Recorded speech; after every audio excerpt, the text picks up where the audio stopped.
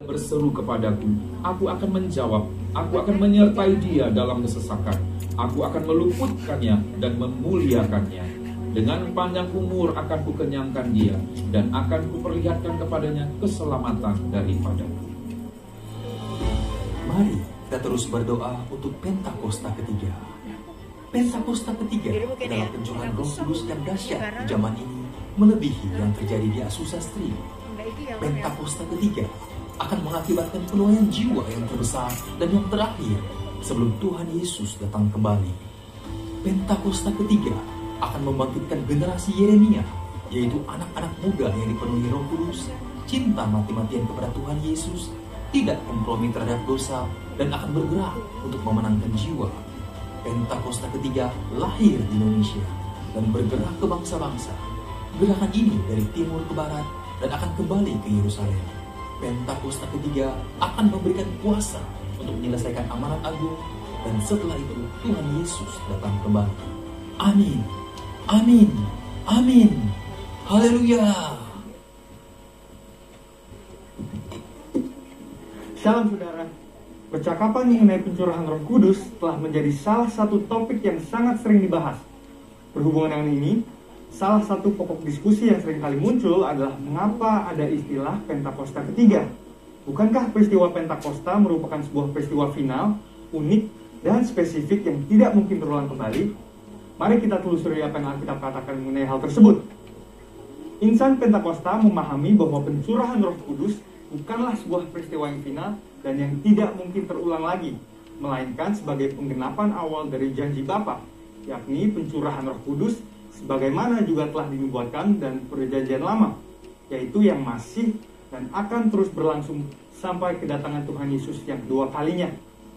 Alkitab pun menunjukkan, meskipun tidak semua, tetapi ada nubuatan tertentu di mana penggenapan dari nubuatan tersebut terjadi berulang kali. Ini berarti bahwa ketika nubuatan tersebut terjadi dalam suatu kurun waktu, bukan berarti nubuatan tersebut sudah tidak ada pengenapannya lagi. Justru pengenapan awal dari sebuah nubuat berperan sebagai model atau contoh yang menunjukkan betapa luar biasanya potensi dari pengenapan itu nantinya. Inilah yang kita kenal dengan multiple fulfillment of prophecy. Contohnya peristiwa pencurahan Roh Kudus secara luar biasa yang terjadi di kamar loteng atas di Yerusalem. Pada waktu itu, kejadian ini sangat dramatis, sehingga menarik perhatian banyak orang yang saat itu sedang berziarah ke Yerusalem untuk merayakan Hari Raya Yahudi. Namun, apakah ini merupakan pengenapan akhir dari nubuatan Yoel? Mengingat bahwa masih ada beberapa aspek yang belum terpenuhi dalam nubuatan Yoel dalam peristiwa Pentakosta, yang diantara lainnya adalah pertama, bahwa Roh Kudus belum dicurahkan atas semua manusia, melainkan hanya dalam kelompok yang terbatas dan dalam cakupan area yang terbatas. Yang kedua adalah tanda-tanda heran di langit dan di bumi yang tidak nampak dalam peristiwa Pentakosta. Dan yang ketiga adalah bahwa hari Tuhan belum datang, yaitu hari di mana Tuhan Yesus akan datang dan duduk di tahtanya sebagai hakim yang adil. Pasca pencurahan Roh Kudus di kamar loteng atas, Petrus dalam khotbahnya di Kisah Para Rasul 2 ayat 38-39 berkata, "Maka kamu akan menerima karunia Roh Kudus, sebab bagi kamulah janji itu, dan bagi anak-anakmu, dan bagi orang yang masih jauh, itu sebanyak yang akan dipanggil oleh Tuhan Allah kita." Albert Barnes mengatakan bahwa pernyataan dalam ayat tersebut tidak terbatas hanya kepada orang-orang Yahudi, melainkan berlaku juga bagi generasi yang masih jauh, yakni generasi di masa kini, dan juga bagi orang-orang non-Yahudi atau Gentiles. Dengan pemahaman ini, kita dapat menyimpulkan bahwa penggenapan akhir dari nubuatan Yoel tidak berhenti di peristiwa Pentakosta di kamar loteng, tapi juga terjadi di awal abad ke-20 melalui peristiwa Azusa Street Revival yang merupakan Pentakosta kedua, dan sekali lagi sedang terjadi dalam era kita sekarang ini. Pentakosta ketiga sedang dan akan terus terjadi dalam cakupan area yang mendunia. Peristiwa ini juga akan disertai oleh tanda-tanda heran dan ajaib, dan akan mengarah kepada kedatangan Kristus yang kedua kalinya. Tentunya istilah Pentakosta ketiga bukanlah istilah yang dibuat-buat oleh Bapak Pendeta Dr. Insinyur Niko Nyotraharjo sebagai hamba Tuhan yang menerima tuntunan dan visi ini, melainkan berdasarkan presiden penggunaan terminologi Pentakosta kedua yang sudah dikenal sejak awal abad ke-20. Beberapa catatan dokumentasi penting yang mencatat hal ini adalah Australasian Record, volume 39, nomor 19, yang menuliskan sebuah artikel berjudul The Second Pentecost Will Be Even Greater Than the First. Wesley Mylan juga menyebutkan peristiwa Pentakosta kedua dalam bukunya The Latter Rain Covenant. Frank Bartleman dalam bukunya How Pentecost Came to Los Angeles juga menggambarkan dahsyatnya pencurahan Roh Kudus yang terjadi di Azusa Street sebagai Pentakosta kedua. Dan buku Passover, Pentecost and Perusia, di mana yang menjadi editor adalah para profesor aliran Pentakosta dari Pentecostal Theological Seminary, juga menyebutkan Azusa Street sebagai Pentakosta kedua. Jadi, dengan adanya presiden terminologi Pentakosta kedua ini, maka jika seseorang menolak Pentakosta ketiga atas dasar bahwa Pentakosta tidak berulang, itu artinya dia juga menolak Pentakosta kedua, yang sama dengan menolak gerakan Pentakosta secara keseluruhan. Tentunya, untuk sebuah kegerakan bisa disebut sebagai peristiwa Pentakosta, ada 3 kriteria yang harus dipenuhi. Yang pertama adalah peristiwa Pentakosta bersifat masif, ekspansif, dan multi-etnis. Yang kedua adalah penekanan terhadap bahasa roh dan manifestasi kuasa Roh Kudus. Dan yang ketiga adalah bahwa peristiwa Pentakosta harus memiliki korelasi langsung dengan penuntasan amanat agung. Dengan itu, kita percaya bahwa pencurahan Roh Kudus yang terjadi di Yerusalem pada awal abad pertama dan Azusa Street pada awal abad ke-20 sedang dan akan terus terjadi dalam skala yang jauh lebih besar dan dahsyat pada zaman ini, sampai amanat agung diselesaikan dan Tuhan Yesus datang kembali. Amin. Saudara, untuk penjelasan lebih lengkapnya dari tim teologi kami, silahkan buka link yang ada di atas atau scan QR code yang tersedia. Salam integritas dan Tuhan Yesus memberkati.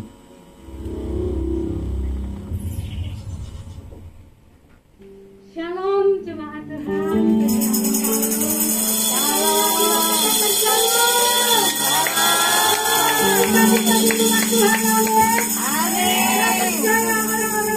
Cita, wajahnya penuh dengan senyum. Katakan kanan kiri saudara, Tuhan Yesus baik. Mari kita bersama-sama deklarasikan, God is good. All the time. God is good. God is good. All the time. God is good.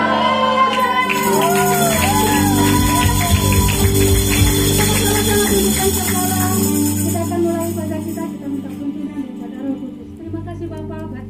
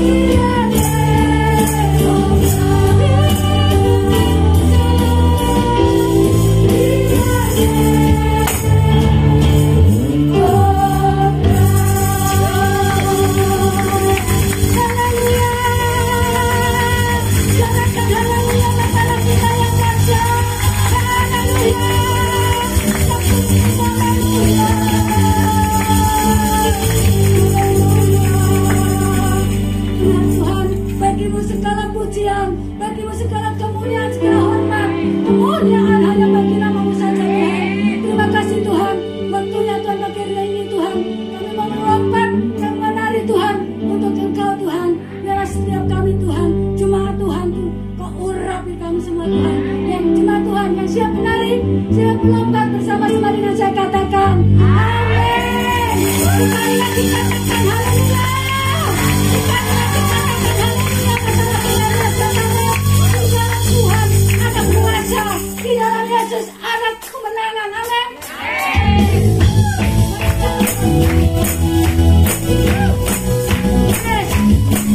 Di dalam Yesus ada kuasa. Di dalam Yesus ada kemenangan. Di dalam Yesus ada kesembuhan. Yang disebutkan haleluya.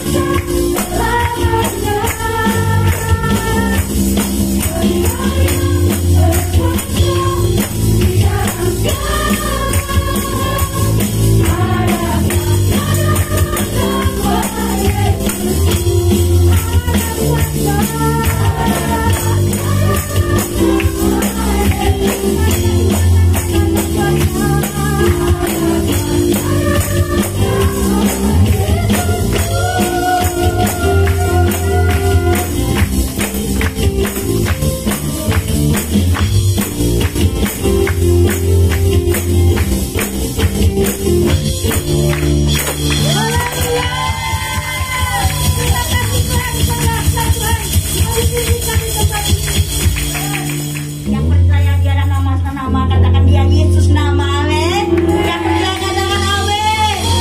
Semuanya bersuka cita. Malam ini kita menari buat Tuhan. Oleh darah anak domba, Oleh kesaksian kami Tuhan. oleh kesaksian kita, siapa dikenalkan dibisikkan kuasanya dihancurkan oleh darah anak domba. Aku katakan Oleh darah anak domba, oleh kesaksian, oleh kesaksian siapa dikenalkan dibisikkan kuasanya dihancurkan oleh darah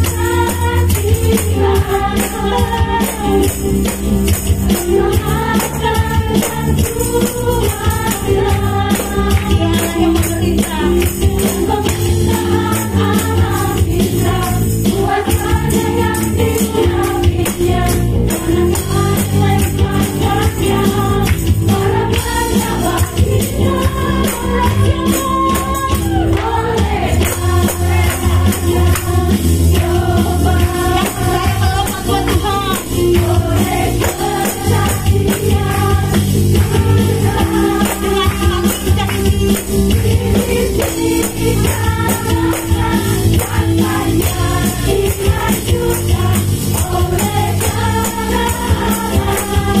domba.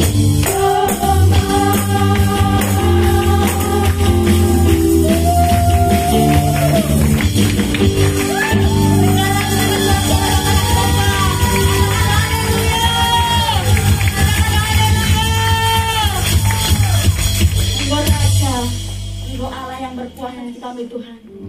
Kami bangga punya Allah seperti Engkau. Oh Yesus yang baik. Terima kasih Tuhan. Kami silakan Bapak Ibu untuk kembali duduk kepada Tuhan. Kita akan masuk lebih lagi dalam hadirat Tuhan bagi hari ini. Mari bawa hidup kita kepada Tuhan. Kalau kita ada hari ini sebagaimana ada, semua karena anugerah dan kebaikan Tuhan. Mari bawa syukur yang terbaik kepada Tuhan.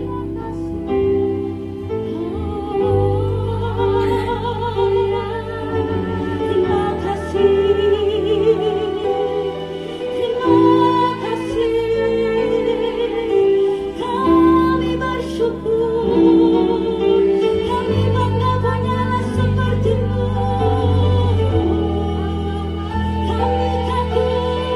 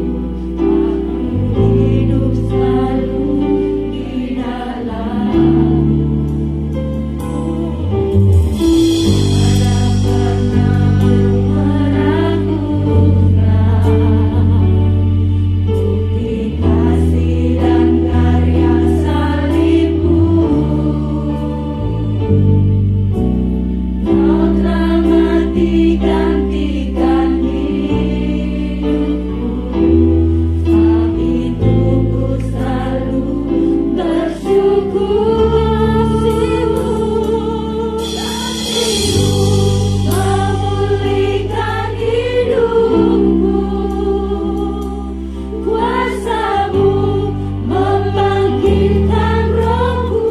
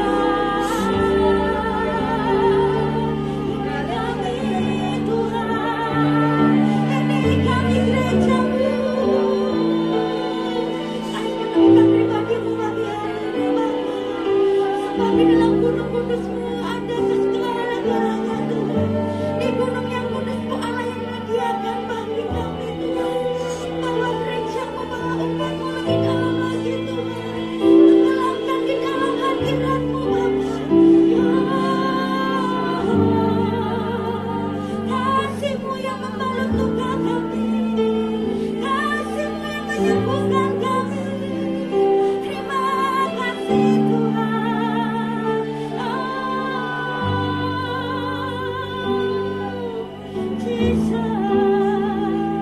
Jesus, kami karuakan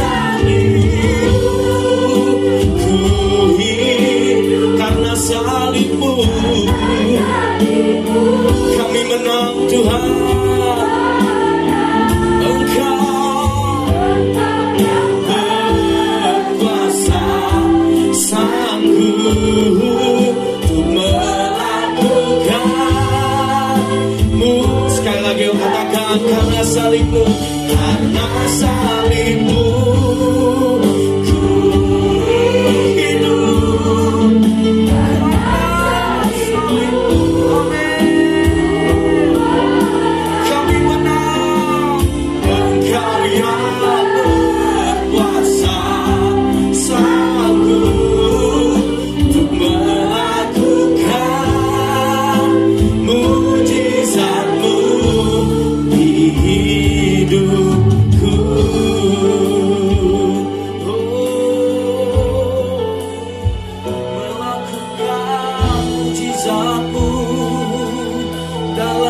hidup kami, melakukan mujizat-Mu, Yesus Tuhan. Terima kasih, terima kasih. Pada saat pagi hari ini kami mau duduk diam, kami mau mendengar isi hati Tuhan. Dan biarkan firman yang disampaikan oleh hamba-Mu tidak akan kembali dengan sia-sia, tapi firman itu hidup dalam setiap kehidupan kami, berakar kuat, bertumbuh subur, dan berbuah lebat. Dan kami Engkau akan dapati di masa-masa sekarang ini menjadi pelaku-pelaku firman-Mu, bukan hanya pendengar saja. Berkati telinga, berkati hati, urapi pikiran kami. Pada saat pagi ini kami mau duduk diam seperti seorang murid yang mendengarkan pesan daripada gurunya. Kami percaya Kau adalah gembala agung kami, Kau adalah guru kami, Kau adalah Tuhan dan Juru Selamat kami. Berkati kami semua Tuhan, berkati hamba-Mu, berkati setiap kami yang rindu untuk ditabur dengan kebenaran firman-Mu. Berfirmanlah ya Tuhan, sebab hamba-Mu, sebab anak-anak-Mu siap untuk mendengarkannya. Di dalam nama Yesus, kita yang siap untuk mendengar pesan firman Tuhan. Sama-sama dengan saya katakan, amin. Beri tepuk tangan yang meriah bagi Allah kita. Haleluya, haleluya, haleluya, haleluya, haleluya. Silakan duduk Bapak Saudara. Haleluya. Kita akan mendengarkan pesan firman Tuhan dari gembala kita. Bapak Ibu Saudara, kita perhatikan, kita catat, biarkan firman Tuhan yang disampaikan menjadi rema kekuatan dalam setiap kehidupan kita. Tuhan Yesus memberkati.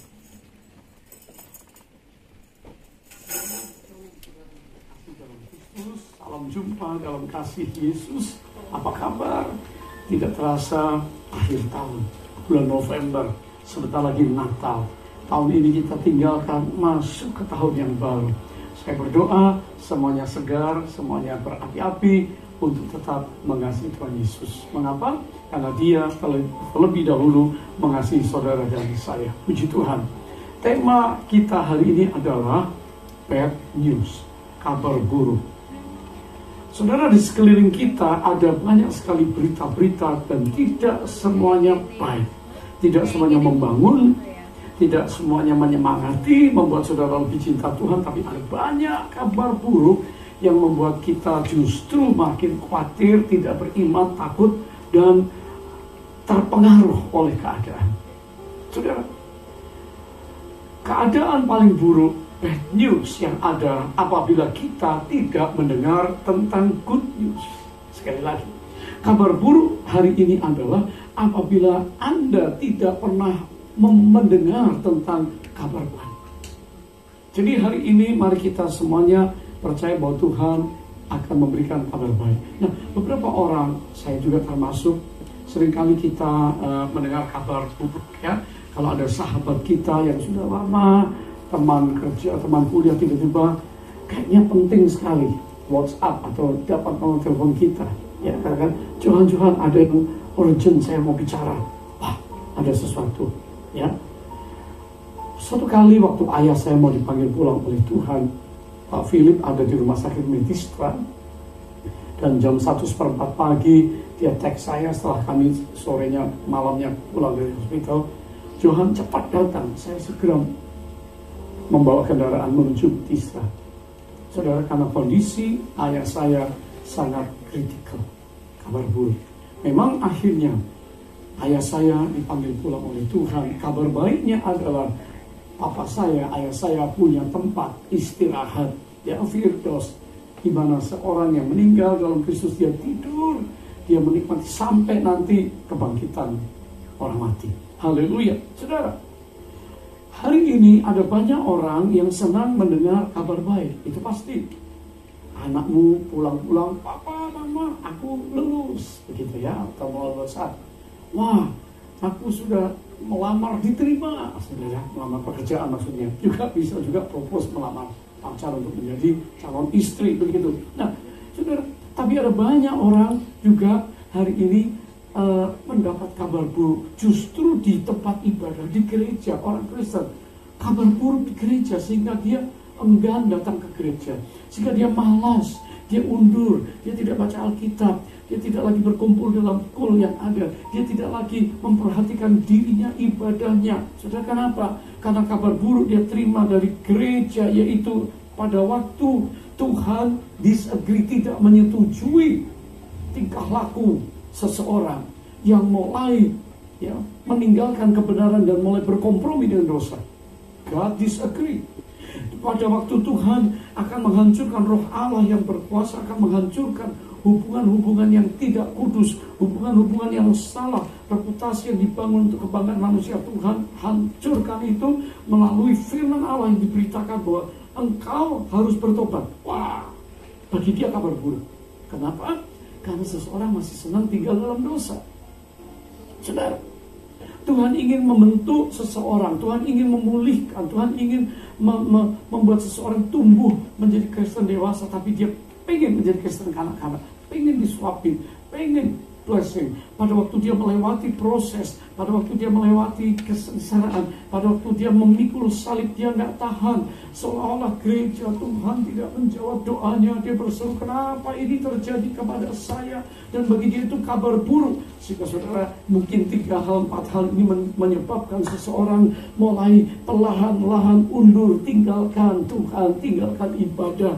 Dan hari ini kalau seseorang terus berada di dalam posisi dia lari dari Tuhan, lari dari panggilan, tidak mengenal Tuhan, berapa tinggalkan gereja, murtad, maka kabar buruknya adalah ada kematian kekal yang menunggu. Dan kematian kekal ini, saudara, tempatnya tentunya kita tahu, bukan surga tapi neraka. Masih ingatkah kita kisah Adam dan Hawa?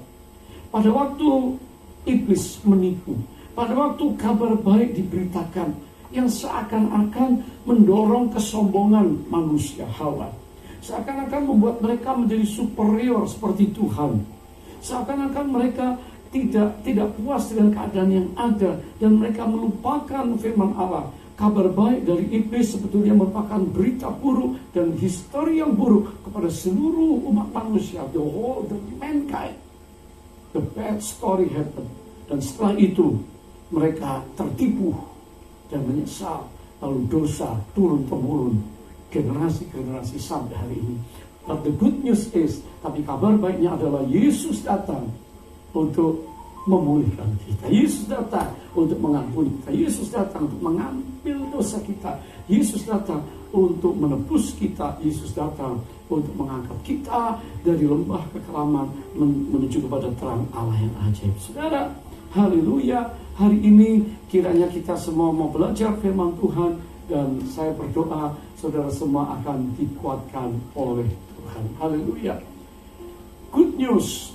Siapa yang gak mau dengar promosi, lulus sekolah, rumah baru, pekerjaan baru, sesuatu terobosan, pelayanan yang atau bed.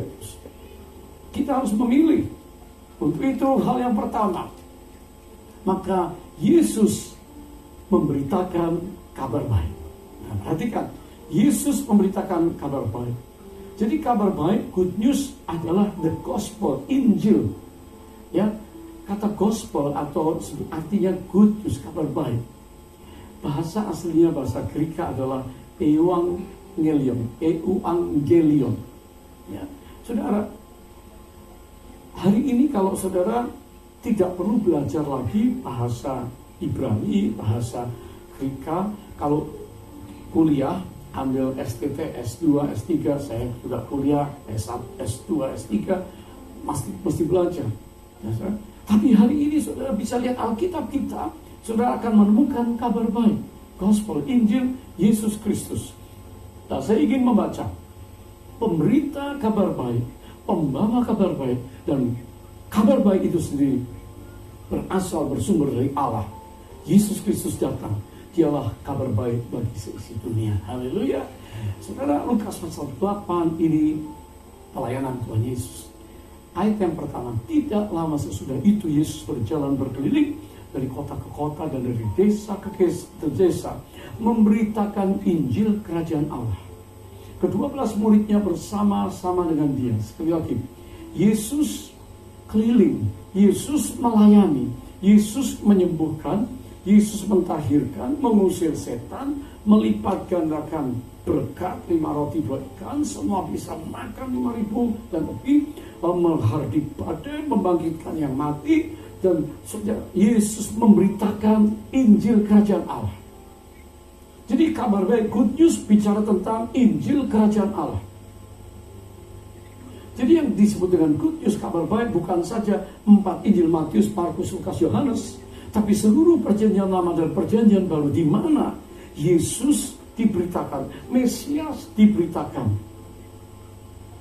di mana Yesus berkuasa, di mana Allah bekerja. Itulah Injil Kerajaan Allah, di mana Yesus tidak memberitakan kabar dari dunia, tapi kerajaan surga diberitakan kepada mereka. Dan karena Injil Kerajaan, maka ada power, ada authority dari kerajaan. Saudara, the good news of the kingdom is the ultimate authority. Kabar baik dari kerajaan Allah ini bicara tentang otoritas yang luar biasa, otoritas yang tinggi. Kalau saudara melihat Injil Lukas pasal 8, tidak lama sesudah itu. Sesudah apa? Sesudah pasal 7. Saudara lihat di rumah, Lukas pasal 7, salah satu kisah pertama di bagian pasal itu bicara tentang seorang perwira yang hambanya hampir mati sakit keras. Dia mengutus orang untuk mengundang Yesus datang ke rumahnya untuk menyembuhkan, karena dia sudah dengar Yesus penyembuh, Yesus pemberita, Yesus pengusir setan, Yesus meredakan badai, Yesus pembuat mujizat. Mengapa tidak? Krisis sedang terjadi di rumahku dan aku perlu Yesus, aku undang. Saudara, hari ini ada di antara kita yang mungkin juga sedang mengalami krisis. Mungkin krisis keuangan, krisis hati saudara, krisis di dalam jiwa, krisis moral, krisis apapun juga, bahkan sakit. Saudara, kalau kita sudah dengar good news, Yesus Kristus, the gospel, kenapa kita tidak mengundang dia, mengizinkan dia melakukan perkara besar? Dan saudara, perwira ini mengundang dan mereka pergi. Dan waktu Yesus tergerak, maka dia kirim susulan orang untuk berkata, Guru, Rabi, tidak perlu engkau datang ke rumahku. Aku seorang yang tahu tentang otoritas, kata perwira itu. Katakan sepatah kata saja, maka hambaku akan sembuh. Saudara, di sini berbicara otoritas. Seorang perwira dia tahu kalau dia memerintahkan anak buahnya untuk datang, ya, pergi, diutus, pergi, lakukan. Bapak Ibu Saudara yang punya otoritas terhadap anak-anakmu, nah, kesini ke kamar, mama perlu bantuanmu, anak akan datang. Otoritas. Nah, tolong belikan, ya, obat di apotek ini mereknya, ya. Anak remaja pergi ke depan, ke groceries, beli, dia akan go. Ya. Dan kalau ada orang tua yang melihat anaknya malas, nak, kamu harus lakukan yang ini.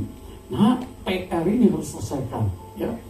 Istri, tolong ya, selesaikan, do this, kata suaminya. Ini penting untuk kita, saya kerja dulu, kamu di rumah bereskan yang ini, do this. Pasti dikerjakan. Apalagi kalau saudara punya orang kerja di rumah saudara, ya, bekerja di rumah. Mbak, ini ya bereskan, Mbak, ini. Kenapa? Otoritas dimiliki. Sang perwira tahu bahwa Yesus punya otoritas. Otoritas atas alam, otoritas atas penyakit, otoritas atas iblis, apalagi otoritas atas dosa. Sehingga dia tahu bahwa Yesuslah pemegang otoritas tertinggi. Inilah kabar baik untuk kita. Bagaimana seorang perwira, akhirnya Yesus tidak perlu datang ke rumahnya, disuruh mengatakan sepatah kata saja, dan anaknya menjadi sembuh. Boleh tepuk tangan kita buat Tuhan. Haleluya. Jadi di sini Yesuslah pembawa kabar baik. Pada hari ini, kalau kita percaya Jesus Christ brings the good news, and Jesus Christ is the good news, apa yang saudara ragukan dalam hidup ini? Persoalan yang saudara sedang hadapi. Karena dia punya otoritas lebih besar dari segala otoritas yang ada di planet bumi. He has greater authority than any other authority on the planet Earth. Renungkan sejenak. Kalau hari ini saudara berkata, aku punya otoritas, aku bos, aku pemilik usaha, aku seorang yang punya bawahan cukup banyak di kantor, aku seorang yang punya anak-anak, yang terus ibu rumah tangga, engkau punya otoritas atas rumahmu. Saudara, setiap pribadi punya otoritas atas dirimu. Pergaulan kamu mau pilih dengan siapa, bisnis dengan siapa, ya, melangkah tiap hari dengan siapa. Dan saudara punya otoritas, tapi jauh di atas otoritas itu, baik raja-raja, baik penguasa-penguasa, baik pembuat sejarah, baik perubah budaya, cultural maker, siapapun orang-orang yang di dunia ini, pemerintah, raja, siapapun penguasa, akan tunduk. Kenapa? Karena Yesus memiliki otoritas di atas segalanya, di seluruh alam ciptaannya ini, dari masa ke masa. Haleluya, saudara. Semua hari ini kita telah mendapatkan kabar baik. Kita telah menemukan Kristus, dan bagaimana Kristus telah bekerja merubah, mentransformasi hidup kita. Rasul Paulus, dulunya Saulus, saudara bisa baca di kitab Kisah Rasul bagaimana Tuhan tangkap dia, ubahkan dia, dan berikan visi, tuntun dia untuk menjadi alat Tuhan. Dia berkata di dalam Roma pertama ayat 16, dia berkata, sebab aku mempunyai keyakinan yang kokoh dalam Injil. Karena Injil adalah kekuatan Allah yang menyelamatkan setiap orang percaya. Pertama-tama orang Yahudi, tetapi juga orang Yunani. Saudara, ini luar biasa. Ayat ini merupakan pengalaman Paulus berbicara tentang kekuatan Allah. Dalam bahasa asli adalah dikaiosinteo, ya, yaitu mengarah kepada tindakan Allah, pembenaran dari Allah yang membuat seseorang menjadi benar, bukan hanya sebatas status, tapi mengalami sebuah perubahan citra diri, identitas diri. Sudahkah saudara mengalami hal ini? Paulus mengalami perubahan citra diri, identitas yang baru, dan dikatakan bukan cuma kepada orang Yahudi, tapi segala bangsa. Hari ini biarlah kita semua menyadari bahwa pemberitaan kabar baik ini bukanlah sebuah informasi, tetapi merupakan satu inspirasi, dan juga bukan cuma inspirasi, tetapi transformasi hidup, perubahan ke arah Kristus. Nah, inilah nilai arti kekristenan kita. Saudara yang dikasih oleh Tuhan, mungkin saudara bertanya, bagian kedua, di mana ya kita bisa mendapat kabar baik? Karena yang ada kabar-kabar buruk. Oh, saudara bisa lihat hari ini bahwa kita punya Alkitab, betul? Dan Alkitab ini adalah buku yang akan menuntun kita. Perjanjian Lama, Perjanjian Baru ini adalah good news. Saya ingat bagaimana kakak saya, hamba Tuhan, misioneri yang ada di Kanada, Tante Hana Handoyo, Alkitabnya itu, waktu dia meninggal, saya bersama keluarga ke sana karena dia adalah seorang misioneri dan seorang Kanadian, maka dia dikuburkan di sana. Saya membawa pulang Alkitabnya. Isinya begitu banyak catatan penting tentang khotbah, tapi dia mempraktekkan firman Tuhan. Hari ini adakah saudara mencintai firman Tuhan? Sumber daripada good news yang orang lain perlu dengar.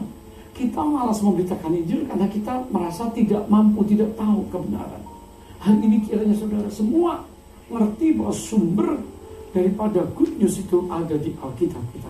Alkitab jangan cuma jadi pajangan diurus-urus, indah, kelihatan bagus, tapi kiranya Alkitab menjadi sumber kekuatan Allah yang mengubahkan kita hari lepas hari. Firman-Nya mengubahkanku. Saudara, mari saya ingin membawa kita semuanya kepada kisah Evangelion atau kabar baik yang mengubahkan, membawa orang datang kepada Kristus di jemaat Berea, di tanah Yunani, Berea, Greece. Kisah Rasul pasal 17 ayat 10. Tetapi pada malam itu juga segera saudara-saudara di situ menyuruh Paulus dan Silas berangkat ke Berea.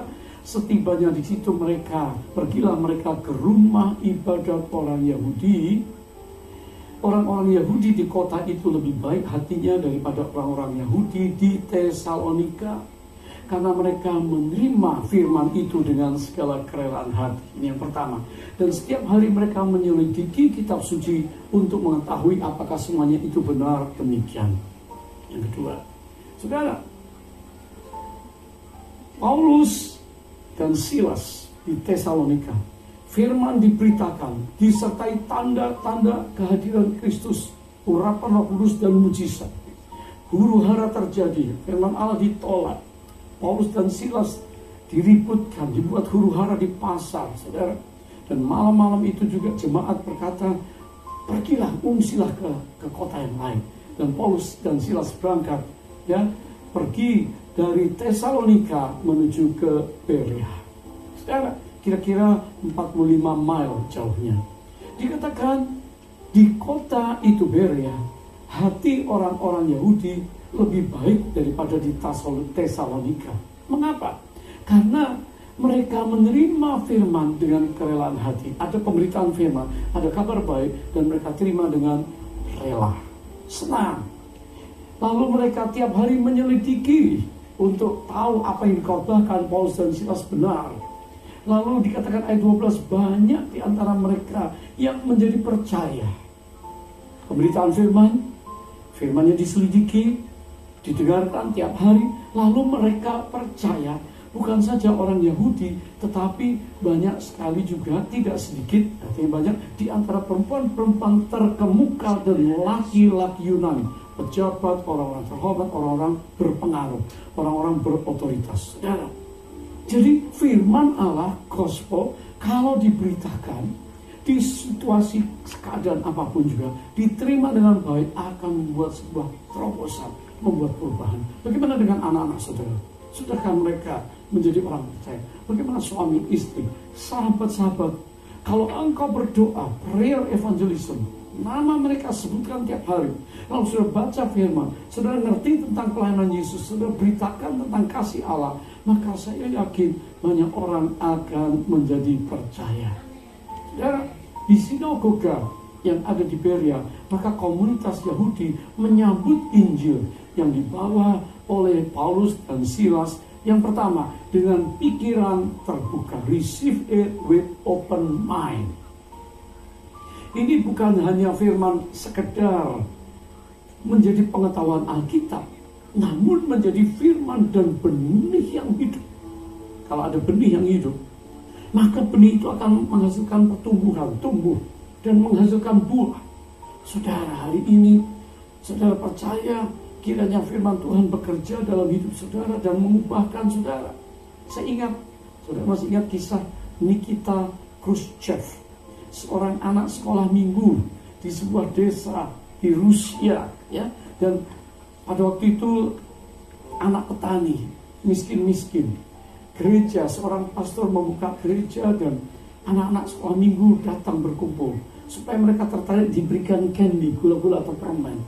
Lalu pastor itu menyuruh anak-anak membaca, ya, dari Injil Matius sampai Injil Yohanes.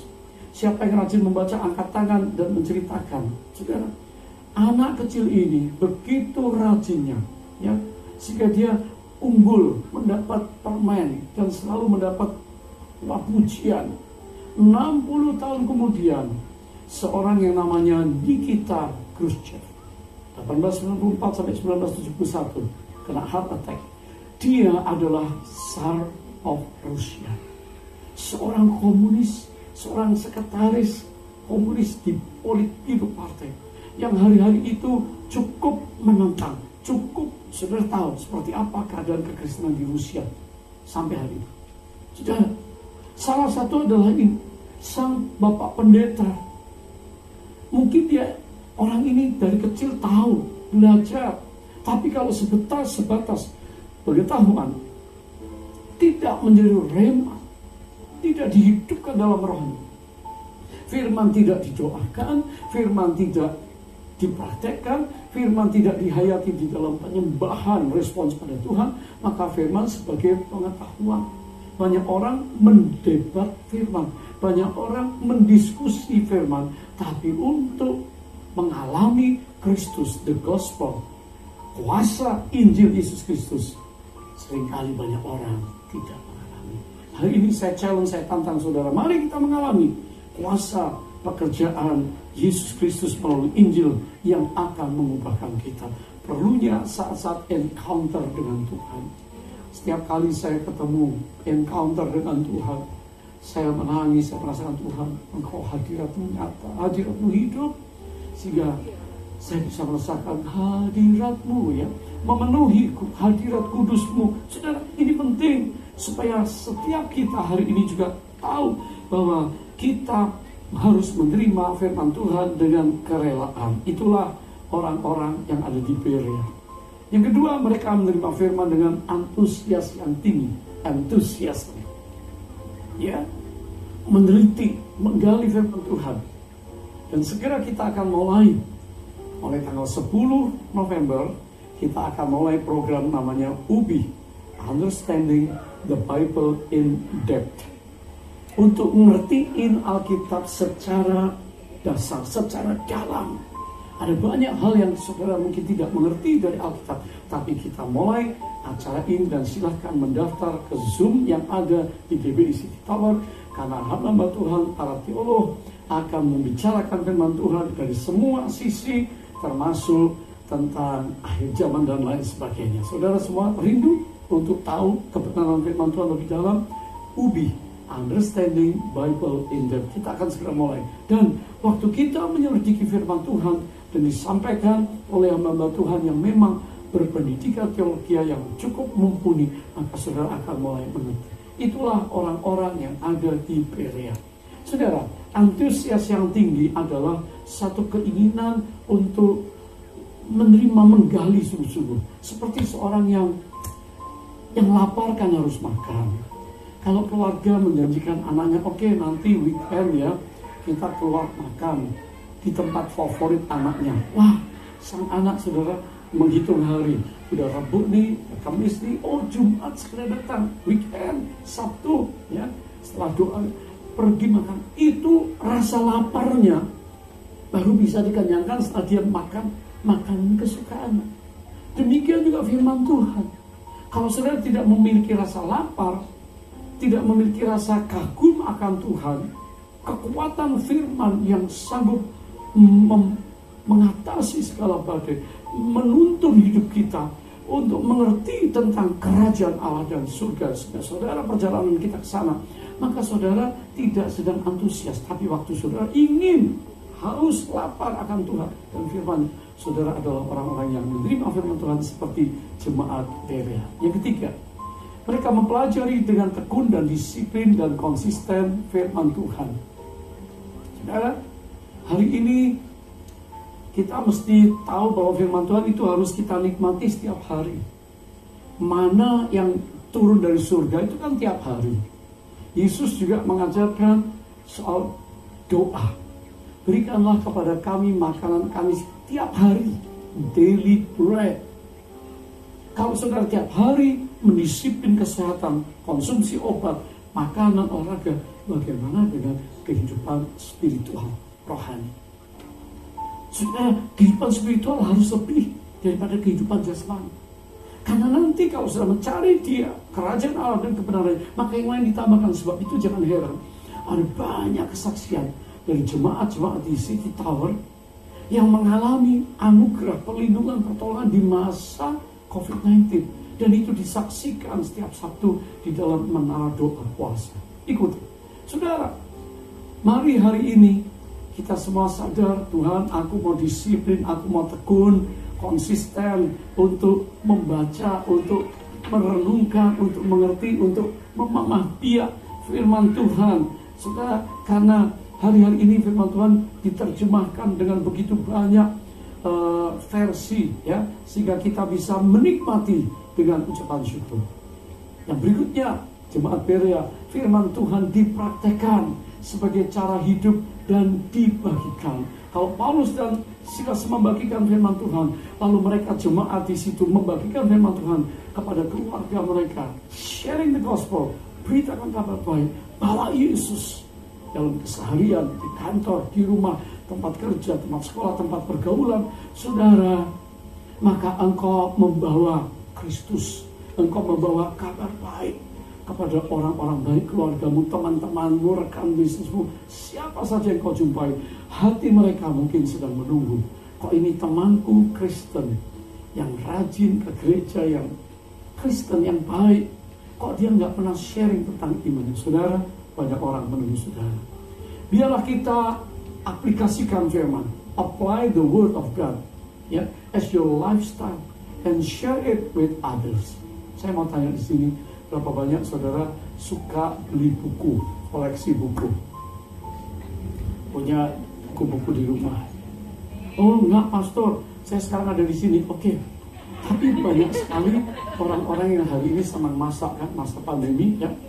Banyak sekali home industry, masak-masak, makanan-makanan. Berapa banyak saudara suka buku makanan, buku resep? Makanan Thai, Korea, Chinese food, Barat, Indonesia. Wah, Itali, saudara lihat dikoleksi ya, wah disimpan, dikoleksi. Kalau orang datang, wih buku makanannya, wah pasti makanannya enak. Belum tentu.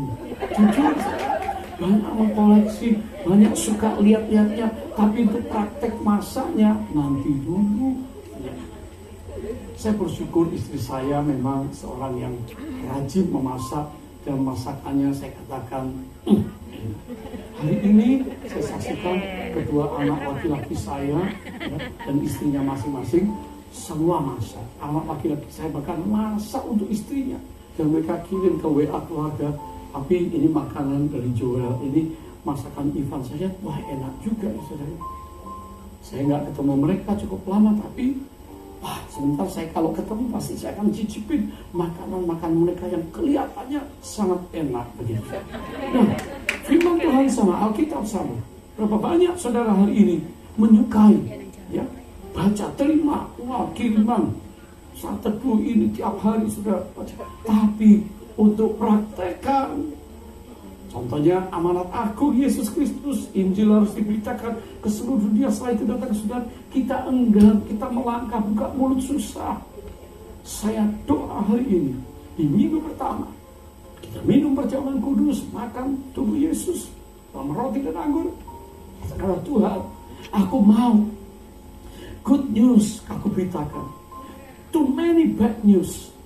Dan hari ini Tuhan, kalau aku sadar bahwa firman-Mu menegur aku, firman-Mu mengkoreksi aku, firman-Mu bukan kabar buruk untuk aku, gereja bukan kabar buruk, fellowship saudara seiman bukan kabar buruk, aku terbuka untuk dipulihkan, aku berdoa untuk dikuduskan, aku berdoa untuk diperbarui, dan aku mau berjalan di dalam kebenaran firman-Mu. Kabar baik saudara terima dan cuma-cuma anugerah Allah limpah. Engkau dibenarkan bukan karena perbuatan baik. Sehingga inilah yang membedakan iman kita Kristiani dengan agama lain. Kita tidak perlu ada usaha untuk berbuat baik, untuk menambah iman kita. Hanya percaya, terima anugerah, engkau dibenarkan, diselamatkan. Saudara, kabar baik ini dibagikan. Banyak orang menanti saudara. Saya berdoa kiranya kita semua diberkati hari ini. Sampaikan kabar baik supaya jangan saudara seringkali mendengar kabar buruk seseorang meninggal dunia tanpa mendengar Injil Yesus Kristus. Tuhan memberkati kita. Saya mau berdoa saudara, angkat tangan kita. Bapa Surgawi, terima kasih buat kasih yang dari surga, buat Kristus yang telah datang ke dunia ini, membawa kerajaan Allah dan Injil yang menyelamatkan kami hari ini mendengar gospel.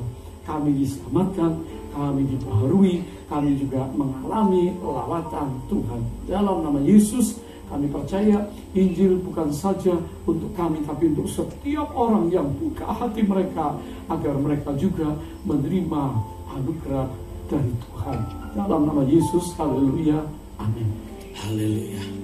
Mari kita terus menikmati hadirat Tuhan pada saat pagi hari ini. Kita akan masuk dan menikmati perjamuan kudus. Perjamuan kudus adalah perjamuan Tuhan Yesus itu sendiri. Mari sebelum kita masuk di dalam perjamuan kudus, sebelum kita menikmati perjamuan kudus pada pagi hari ini, kita minta ampun kepada Tuhan.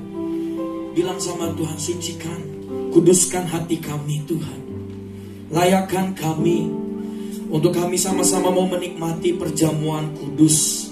Karena kami tahu Tuhan, ini adalah perjamuan Tuhan Yesus itu sendiri. Tubuhmu, darahmu yang sudah tercurah di atas kayu salib, menebus setiap kehidupan kami, membayar lunas semuanya. Kami mau merenungkan setiap kebaikan-Mu, penyertaan-Mu di dalam setiap hati kami Tuhan. Terima kasih Yesus. Oh, mari saudara kita sembah Dia. Mari kita sembah Dia, agungkan Dia. Engkau datang dalam hadirat-Nya dan katakan, ampuni kami Tuhan, ampuni saya Tuhan, atas setiap pelanggaran, dosa, kesalahan yang itu menyakiti hati-Mu. Sebelum kami mau menikmati dan masuk dalam perjamuan kudus, kami mau meminta ampun kepada-Mu. Sucikan, kuduskan hidup kami Bapa. Terima kasih Yesus. Terima kasih Tuhan. Oh Jesus. Syarabara takarayane. Syarabo. Jesus.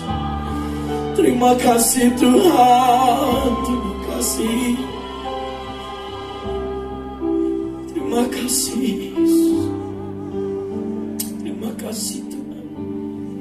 You are worthy of it all. Oh Jesus. You are worthy of it all. Mari jemaat Tuhan katakan, for from you are, and to you are all things. You deserve the glory. You are worthy. You are worthy. Oh, you are worthy, Jesus.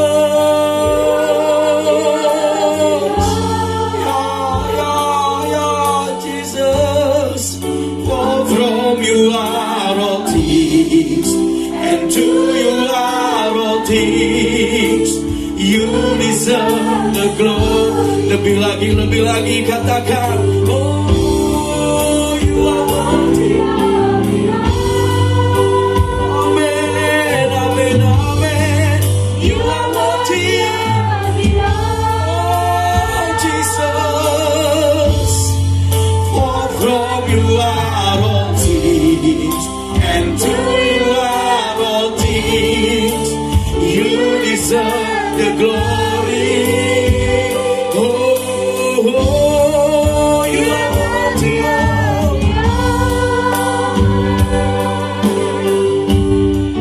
You are worthy of the honor. Tuhan, for from you are all things, and to you are all things. You deserve the glory. Kami mau masuk dalam perjamuan kudus. Berkati setiap hamba-hamba-Mu yang akan melayani di dalam perjamuan kudus di pagi hari ini. Sucikan, kuduskan, layakkan setiap hamba-hamba-Mu yang akan melayani. Tuhan Yesus yang menyertai dan mengurapi setiap kehidupan hamba-hamba-Mu ini Tuhan. Di dalam nama Yesus kami serahkan semuanya ke dalam tangan. Haleluya. Amin. Silakan. You are worthy of it all. Oh, you are worthy of it all. For from you are all things, and to you are all things. You deserve the glory. Oh, you are worthy. You are worthy. You are worthy. You are worthy of it all. Oh, for from you are all things, and to you are all things. You deserve the glory. Oh,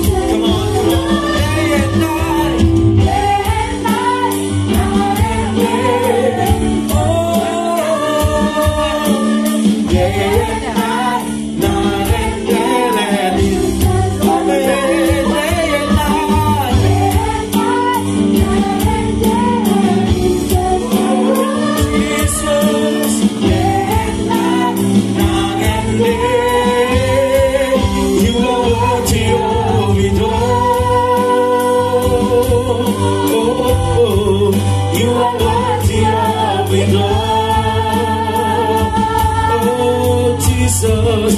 For from you are all things, and to you are all things. You deserve the glory. Saya ajak Bapak Ibu Saudara untuk bangkit berdiri, sama-sama katakan, You are worthy of You are worthy, You are worthy of it all. Oh, for from you are all things, and to you are all. For from you are all things, and to you are all. For from you are all things, and to you are all things. Oh, you deserve the glory. Hallelujah, hallelujah. Sebelum kita mau masuk dalam perjamuan kudus, kita selalu diingatkan dalam firman-Nya, sebab setiap kali kamu makan roti ini dan minum cawan ini, kamu memberitakan kematian Tuhan sampai Ia datang. Mari Bapak Ibu Saudara, kita persiapkan roti di tangan kanan kita. Mari kita angkat tinggi-tinggi. Kita mau terus mengucap syukur untuk setiap kasih penyertaan Tuhan di dalam setiap kehidupan kita. Bahkan Allah yang terus menyertai setiap kehidupanmu. Dia rela mati, Dia rela disalib, Dia rela menderita bagimu. Renungkan kebaikan Tuhan, Bapak Ibu Saudara. Sekira bayar. Sekira bayar.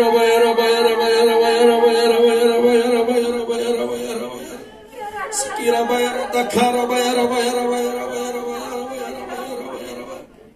Yesus, sebab apa yang telah kuteruskan kepadamu telah aku terima dari Tuhan, yaitu bahwa Tuhan Yesus pada malam waktu Ia diserahkan, Ia mengambil roti, dan sesudah itu Ia mengucap syukur dan lalu memecah-mecahkannya, lalu berkata, inilah tubuhku yang diserahkan bagi kamu.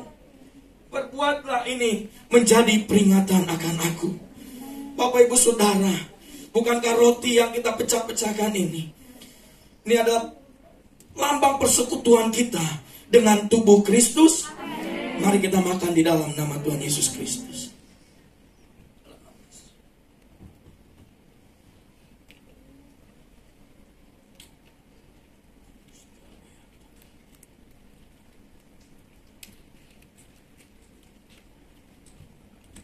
Sekarang angkat cawanmu di tangan kananmu tinggi-tinggi, saudara. Sekira takara bayara. Sekira bayara. Demikian juga yang mengambil cawan sudah makan lalu berkata, cawan ini adalah perjanjian baru yang dimateraikan oleh darahku. Perbuatlah ini setiap kali meminumnya menjadi peringatan akan aku. Saudara yang dikasihi Tuhan, bukankah cawan pengucapan syukur ini yang atasnya kita ucapkan syukur adalah persekutuan kita dengan darah Kristus? Mari kita minum di dalam nama Yesus. Mari ambil waktu kita menyembah Tuhan ya saudara.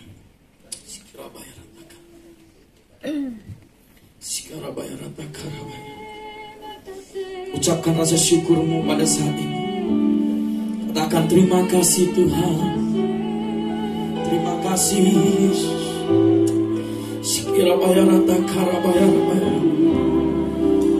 Terima kasih Yesus.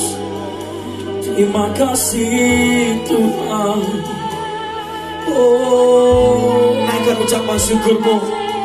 Katakan terima kasih kepada Allahmu. Oh Jesus, Jesus.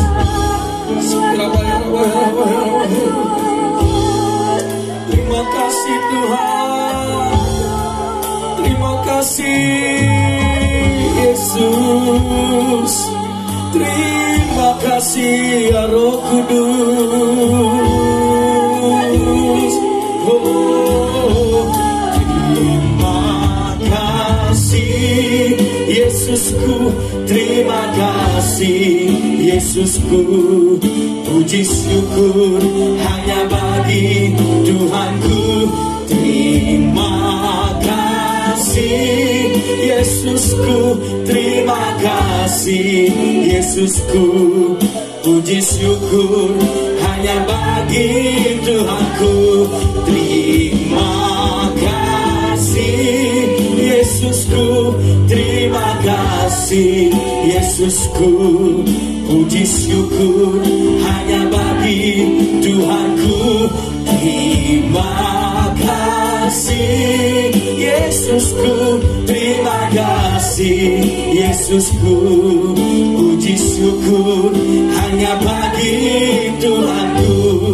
Puji syukur hanya bagi Tuhan. Puji syukur hanya bagi Yesusku. Beri tepuk tangan dan berikan kita saudaraku. Haleluya, haleluya, haleluya. Terima kasih Tuhan untuk setiap kasih penyertaan-Mu dalam hidup kami.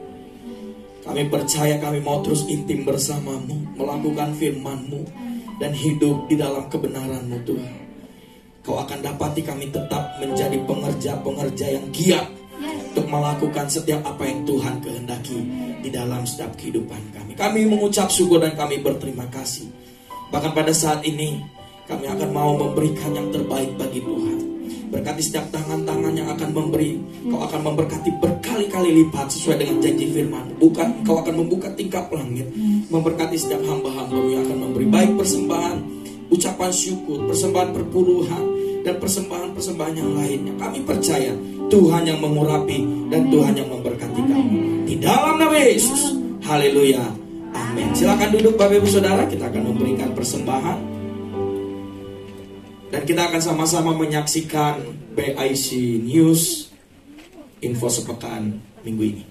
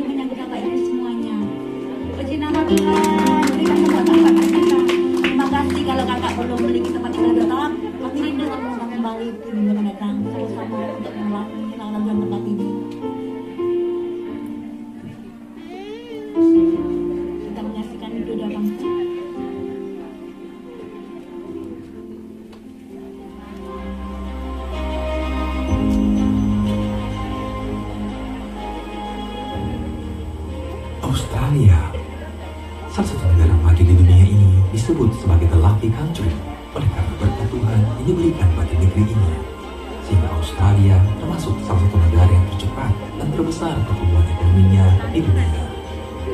Beberapa bulan lalu, Australia masih berjuang melawan penyebaran virus COVID-19, sehingga beberapa kota seperti Sydney dan Melbourne harus di lockdown. Bersyukur jika kondisi pandemi di sana sudah berkurang dan kehidupan penduduk di sana dapat normal kembali. Sebagai benua yang paling kering di dunia, Australia juga rentan dengan kebakaran hutan yang telah menelan korban jiwa dan menghanguskan rumah-rumah penduduk di sana. Mari berdoa untuk belas kasihan Tuhan atas bangsa Australia. Jika hari-hari ini kekeringan rohani juga terjadi atas bangsa ini, biarlah hujan Roh Kudus tercurah dengan dahsyat atas negeri ini, sehingga kekeringan rohani akan diubahkan menjadi kebangkitan rohani atas negeri Tuhan di sana. Di negeri ini akan selalu ada keadilan dan kebenaran. Di mana ada kebenaran, di situ akan tumbuh damai sejahtera, dan akibat kebenaran ialah ketenangan dan ketentraman untuk selama-lamanya. Australia dipulihkan dan diselamatkan. Amin.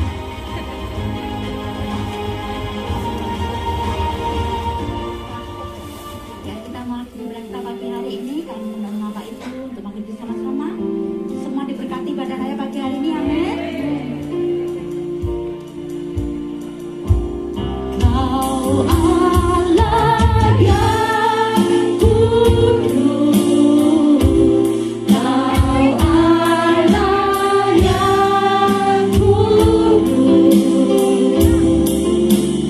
di dalam suci-Mu kami menyembah, Nama-Mu disanjung, kuasa-Mu nyata sempurna. Kami puja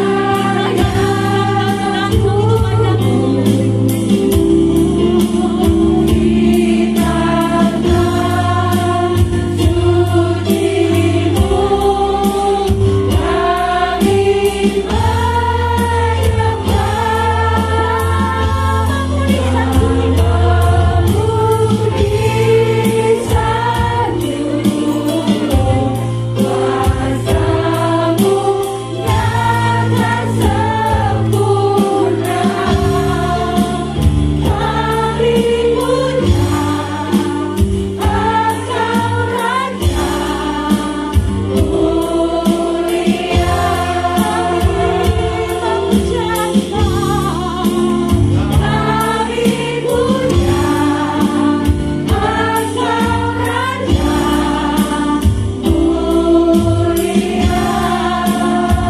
Allah yang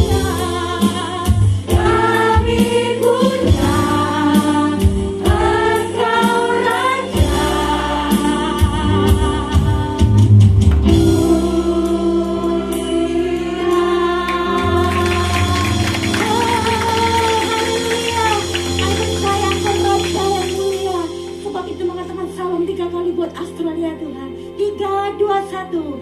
Shalom Australia, Shalom Australia, Shalom Australia.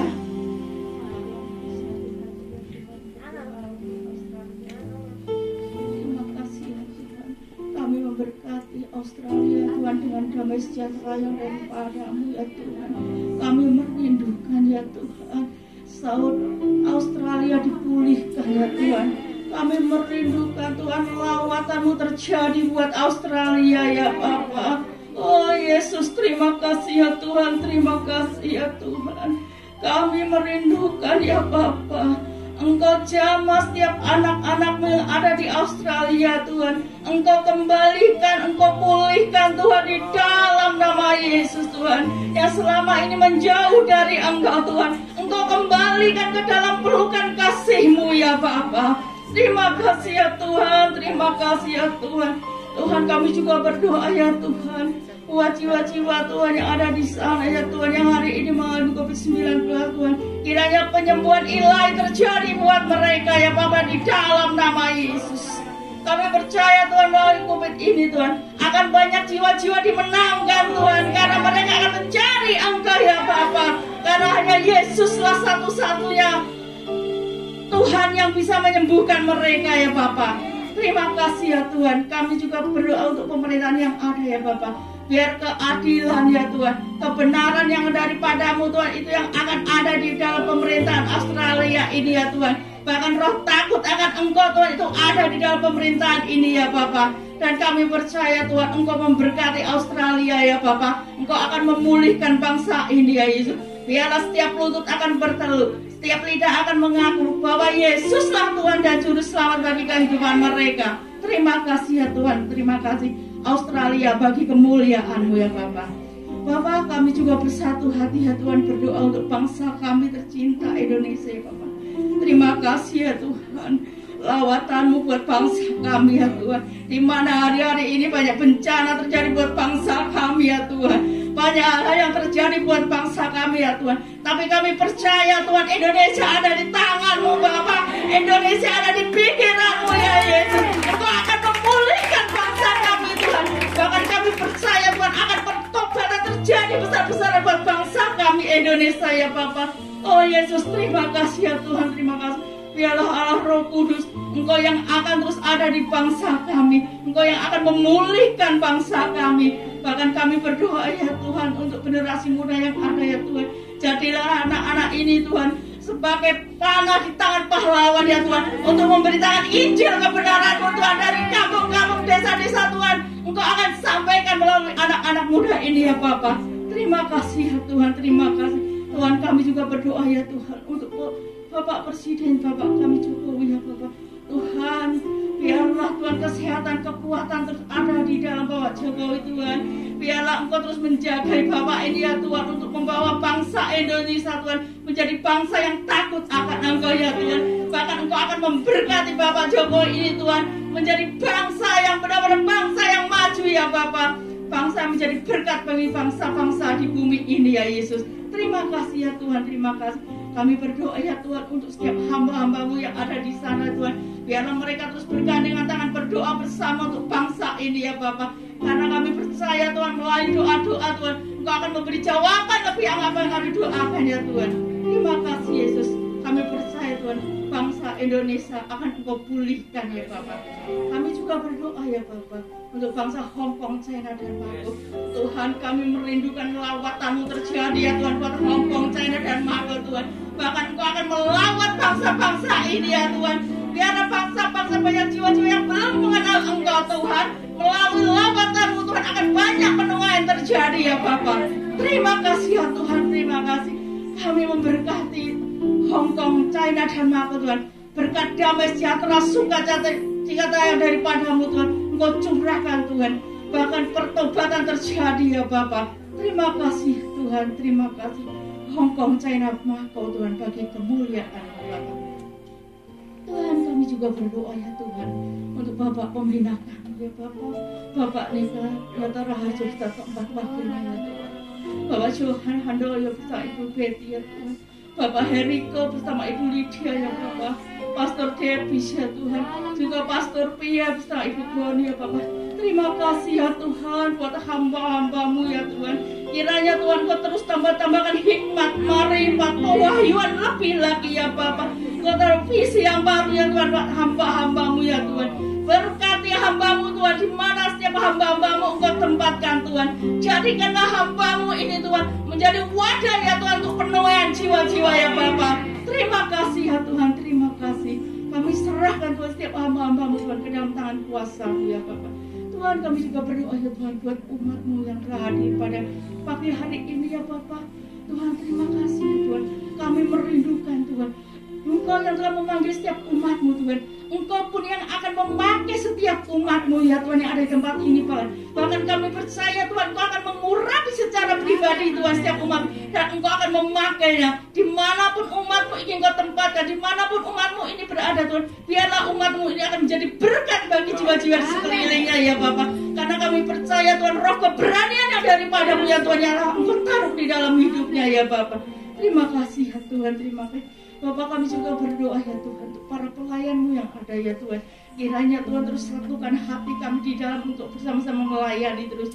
Teruslah Tuhan taruh roh yang menyala-nyala untuk melayani ya Tuhan. Kami percaya Tuhan melalui setiap hamba-hamba-Mu ini Tuhan akan banyak jiwa-jiwa dimenangkan di luar sana ya Tuhan. Bahkan kami merindukan urapan roh keberanian itu jadi setiap hamba-hamba-Mu ya Bapak untuk menyampaikan Injil kebenaran yang daripada-Mu ya Yesus. Tuhan kami juga merindukan Tuhan saudara-saudara kami yang ada di luar sana ya Bapak. Jamahlah mereka seperti Engkau telah menjamah kami ya Tuhan. Angkatlah mereka dari kegelapan ke dalam terang-Mu yang ajaib ya Bapa. Itulah karena kerinduan kami ya Tuhan. Biarlah mereka bersama-sama kami ya Tuhan untuk memuji dan memuliakan nama-Mu ya Bapa. Terima kasih ya Tuhan, terima kasih Yesus. Terima kasih ya Allah Roh Kudus. Bapak, jika sebentar lagi ya Tuhan kami mau berpisah dengan yang lainnya Bapak, kami juga berdua berkat yang daripada-Mu. Haleluya. Mari angkat tanganmu saudara. Berkat berlimpah kasih karunia damai sejahtera dari Allah Bapa di surga melalui anaknya yang tunggal Tuhan Yesus Kristus, serta persekutuan dan pengurapan yang baru dari Roh Kudus menyertai kita sekalian hari ini sampai selama-lamanya, sampai kedatangan Tuhan Yesus Kristus Maranatha menjemput kita di awan-awan yang permai.